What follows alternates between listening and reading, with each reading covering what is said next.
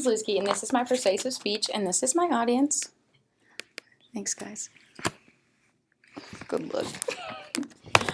All right, here we go.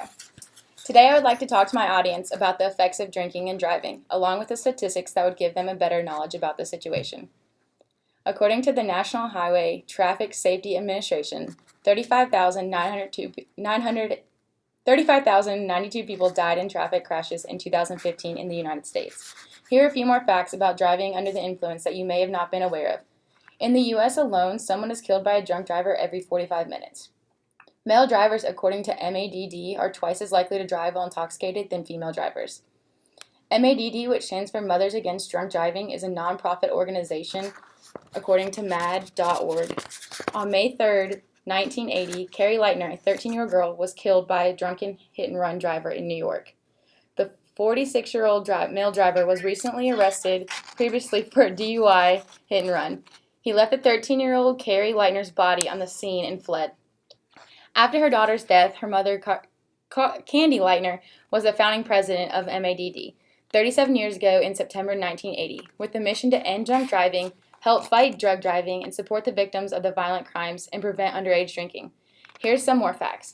10,497 deaths a year and over 290,000 injuries are caused by drunk driving. Their slogan is to help put drunk driving in the rearview mirror. In Georgia alone, we have 368 deaths annually and reported 9th in the nation according to MADD's 2017 survey. Now to my personal story, that I've been affected by someone who has been under the influence of drugs or alcohol. Could you imagine kissing your son or daughter goodbye with the intentions of expecting them home that night, but for them to never show, to never come home? Could you imagine? The nightmare became a reality for these parents. Little did they know that goodbye hug and kiss would be the last one. On August 14, 2007, a lot changed for a lot of people in my hometown. One family in particular. The sweetest, most caring parents you could ever envision. On this Saturday night, it started out just like most Saturday nights in our hometown, with family and friends on the way to dinner to celebrate his best friend's birthday. Riding in the backseat of a two-door Jeep Wrangler without a care in the world. When coming down the road, a car coming in the opposite direction crossed the yellow line, hitting the Jeep head-on. The Jeep rolled 6 or 7 times, and the driver and the passenger were fortunate enough to walk away with just a few bruises and scratches. But he, who will not be named, was not as fortunate. Minutes after the incident, they couldn't find him. The Jeep was flipped over on its side until they noticed a shoe. Flipping the Jeep over, there was no pain and no more suffering. He died instantly from being crushed by the Jeep, and I still remember the night as if it was yesterday. I was hanging out with a group of my friends when my dad told me he needed to talk to me. And without even telling me the whole story, we rushed to get into the car and drove to the scene with the flashing lights, the blocked-off road, the tears. It all was so overwhelming.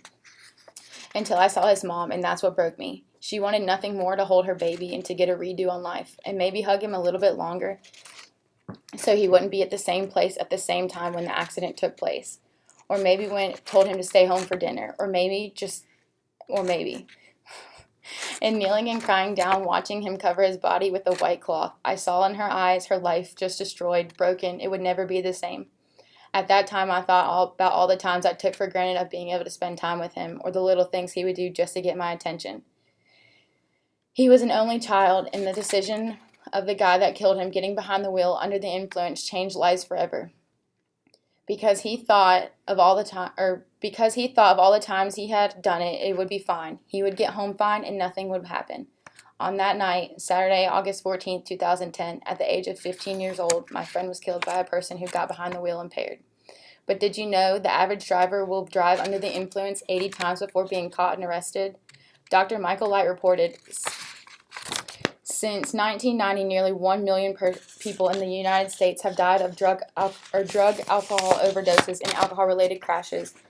Each year, alcohol-impaired driving fatalities account for more than 1/3 of driving-related deaths in the United States. Someone is injured in a drunk driving accident every 120 seconds. An article about the DUI Foundation states, the severity of alcohol-induced impairment depends on the amount of alcohol present in the bloodstream, which is based on a person's blood alcohol content, or BAC percentage. Did you know it takes approximately 6 hours for your body to completely eliminate alcohol from your system? In the article titled Drunk Driving, Halsmuller said, every United States Every U.S. state has enacted a law making it illegal to drive with a BAC of 0.08% or higher. Also, each U.S. state has a set minimum drinking age of 21 years old and has established a zero-tolerance law that prohibits people younger than 21 years of age from drinking and driving. The majority of zero-tolerance laws set the drinking limit to a BAC of 0.02%. Statistics show that in 2011, 9,878 people were victims of drunk driving, according to DoSomething.org.